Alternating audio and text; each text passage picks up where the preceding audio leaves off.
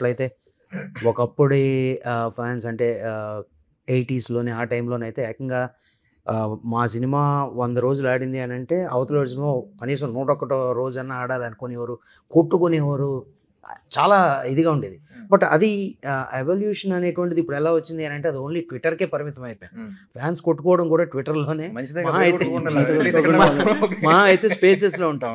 అంటే ఆ ఇంటెన్సిటీ అనేటువంటిది తగ్గింది అనుకోవచ్చా? Towards heroism. ఇంటెన్సిటీ సంగతి తెలియదు కానీ it's just different way of letting our frustration out, letting our emotions out. Frustration కన్నా ఎమోషన్ బేసిక్లీ.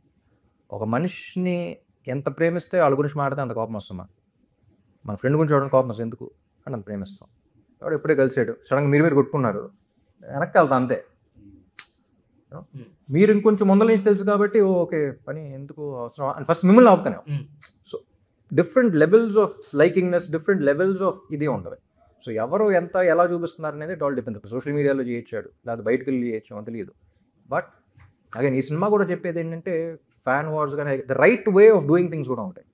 మెసేజ్ లాగా చెప్పం కానీ but you see and you learn. And yeah ఇదివరకు that's actually good thing also. ఇదివరకు అయితే బయటకు వెళ్ళి కొట్టుకునేవారు, ఇప్పుడు ఇదేంటారా అనుకుంటాడు. ఫైనల్గా ఈ సినిమా చూసి బయటకు వచ్చిన వ్యూయర్ ఏం ఫీల్ అవ్వాలని ఎక్స్పెక్ట్ చేస్తున్నారు మీరు? ఒక పదం ఉంటుంది. మేము సినిమా కొన్ని షోలు వేసినప్పుడు కూడా విన్న తర్వాత అదే పదం విన్నాం, అదే పదం వినాలనుకుంటున్నాం. ఏంటది? లోపల నుంచి వస్తుంది అది అంటామా లేదా అన్నది తర్వాత చెప్తారు. ఒకటి కాదు, ఇందాక ఇస్మార్ట్ శంకర్ గురించి చెప్పారు. ఒక అంటే ఒక ఆడియన్గా నాకు నచ్చాలి కదా.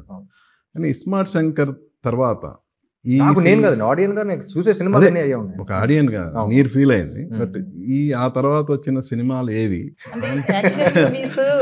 వర్కౌట్ అవనందుకు మళ్ళీ జోనర్ మార్చారు అనేది టాక్ వచ్చింది. టాక్లు వస్తూ ఉంటాయి. కాదు వన్ డే నా ఎక్స్పీరియన్స్ ఏంటంటే లవ్ స్టోరీలు వరుసగా చేసి ఒక మాస్ సెట్ కొట్టిన వెంటనే ఇదన్నా మనం అంటారు. మాస్ సినిమా వరకు సడన్గా లవ్ స్టోరీ ఒకటి ఇప్పుడు రేపు అయిపోయిందా ఇది కదా మనం చేయాల్సింది అంటారు.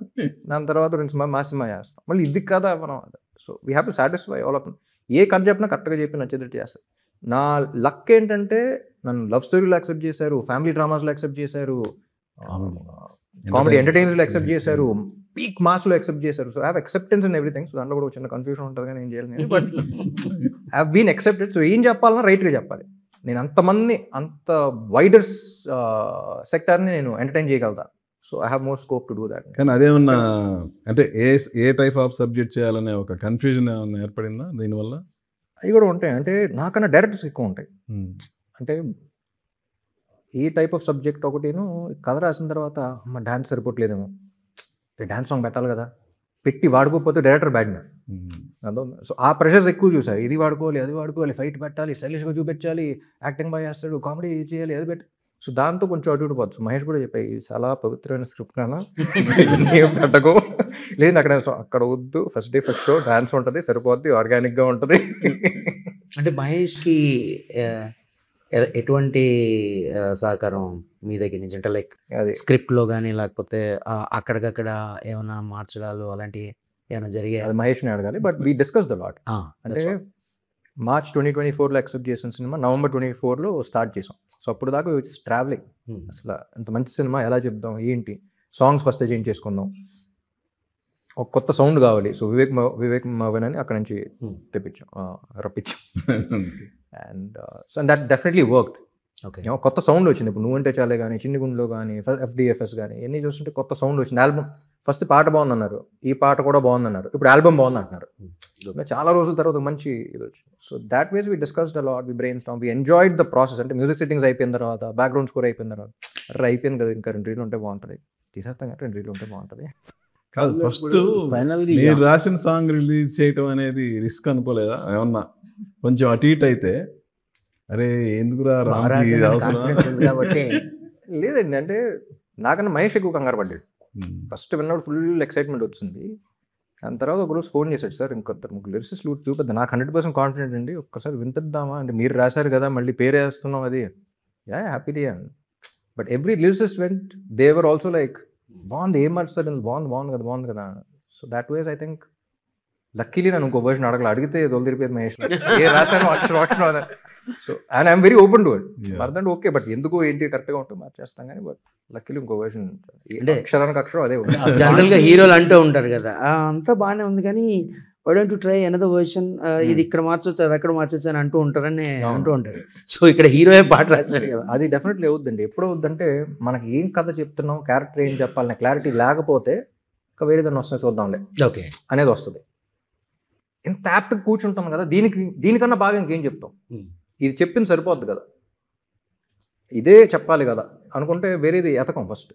సో ఆ క్లారిటీ లేనప్పుడే ఇది కూడా చూద్దాం. అంటే ఆ సాంగ్ రాయడానికి ముందు మీరు ప్రిపేర్ అయిన విధానం నేచురల్ పాట విన్నాను, బాగుంది, రేపు లిరిసిస్తో ఎవరు వస్తారో తెలియదు, సరే ఒకసారి రెఫరెన్స్ లాగా రాద్దాం. ఇంటికి 2 o'clock ప్యాకప్ అయింది, మార్నింగ్ 2కి కూర్చొని 2 to 4 ఓకే చదవ రాసి నెక్స్ట్ డే వినిపిస్తే బాగుంది, మళ్ళీ నెక్స్ట్ డే 2 to 4 రాస్తే అయిపోయింది. అంటే మీరు టీనేజ్ లో కానీ చదువుకుంటున్నప్పుడు ఎప్పుడైనా అట్లా ట్రై చేయడం, ప్రేమ లెక్కలు రాయడం, సాంగ్స్ చేస్తారా? సాంగ్స్ ఇంగ్లీష్లో ఎప్పటి నుంచో రాస్తా ఉన్నాను, తెలుగులో ఫస్ట్ టైం. అందుకని తెలుగులో రాస్తున్నప్పుడు ఇంగ్లీష్ ఎక్కడ వాడకూడదని చెప్పేసి నా పాత సినిమాలు కూడా చిన్న చిన్న ఈ ఆంధ్రాకి రాశారు కదా ఆల్రెడీ, మళ్ళీ డైరెక్షన్ వైపు కూడా ఏమైనా వస్తున్నారు లేదా. సార్ అట్లాగే ఇప్పుడు రైడు ఇలాంటి, ఇప్పుడు రెడ్ తర్వాత ఈ డబుల్ స్మార్ట్ ఇవి చూసుకున్నాం. అయితే అంచనాలు మించకపోయినా కూడా యాక్చువల్గా ఓటీటీలో కానీ టీవీలో కానీ దుమ్ము రేపుతున్నాయి. అది ఎట్లాగ ఆడియన్ వ్యూ అనేది ఎట్లా మీరు గెస్ట్ చేస్తారు? అంటే ఇక్కడ థియేటరికల్ ఇది ఉంది, ఇక్కడ ఓటీటీ ఉంది, అంటే ఒక ఆడియన్ వ్యూని మీరు ఎలాగా ఇచ్చేస్తున్నారు, అంటే ఏమనుకుంటారు యాక్చువల్గా? మనందరం ఒకే బోట్లో ఉన్నాం, మనం చూస్తున్నాం, అబ్జర్వ్ చేస్తున్నాం అంతే ఏం జరుగుతుంది అనేది.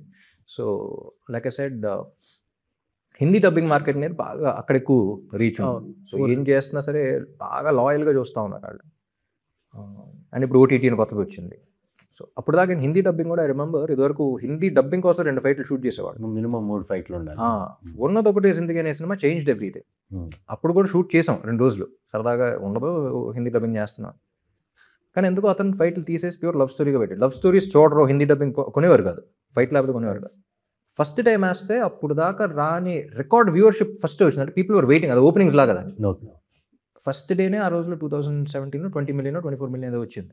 అంటే చూస్తున్నారు బేసిక్లీ మోర్ దెన్ నంబర్స్, అంటే లవ్ స్టోరీస్ కూడా చూస్తున్నారు. అక్కడ నుంచి అన్ని చూస్తున్నాం, అన్ని జానర్స్ చూస్తున్నారు. అంటే వాళ్ళ కల్చర్ నచ్చిందా, something they caught on. So అలా ఓటీటీలో కూడా ఏంటంటే థియేటర్లో ఆడిన సినిమాలు ఓటీటీలో బాగా ఆడతాయి, థియేటర్లో బాగా ఆడిన సినిమాలు ఓటీటీలో ఆడకపోవచ్చు. So different sector of audiences ఉంటారు. అంటే ఈ మూవీ స్టోరీ ఉపేంద్ర గారికి చెప్పినప్పుడు ఆయన కూడా ఒక హీరో, సో ఆయన ఎట్లా ఫీల్ అయ్యారు, ఏమన్నారు? ఏమన్నా ఆయన ఏమన్నా సజెషన్స్ ఇచ్చారు ఆయన ఫ్యాన్స్ వైపు నుంచి కావచ్చు? ఆయన ఎక్స్పీరియన్సెస్ చెప్పారండి. బట్ మహేష్ నాకు వెంటనే ఫోన్ చేశాడు, చెప్పిన తర్వాత ఏమన్నారు అన్న, ఎమోషనల్ అయ్యారండి అన్నాడు, చాలా పెట్టాను. So that is all I needed. బాగుంది, ఈ సీన్ బాగుంది అది కాదు, హీ ఫెల్ట్ ఎమోషనల్. కొంచెం మాట్లాడి హీ ఫెల్ట్ ఎమోషనల్ అనిపించింది. ఆయన మీట్ అయినప్పుడు కూడా అదే చెప్పారు, కథ విన్న తర్వాత he felt very emotional, Ram చెప్పాలి కథ అని చెప్పారు.